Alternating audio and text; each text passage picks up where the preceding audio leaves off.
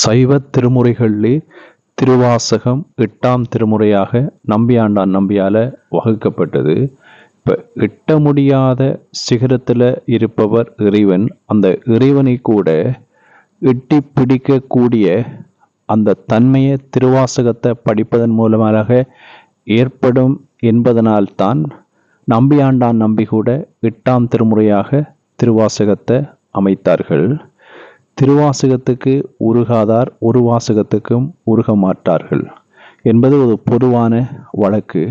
மானிடகுலம், இனம், மதம், மொழி, சமயம் இவற்றுக்கெல்லாம் அப்பாற்பட்டது திருவாசகம் என்ற உண்மையை டாக்டர் ஜி போப்பின் வாழ்க்கையிலிருந்து நாம் அறிந்து கொள்ள முடிகிறது. அவர் கிறிஸ்தவ மதத்தை பரப்புவதற்காக இந்தியாவுக்கு அனுப்பப்பட்டவர். அவர் கூட திருவாசகத்தை படித்து அதில் கவர்ந்து திருவாசகத்தை ஆங்கிலத்தில் முதலாக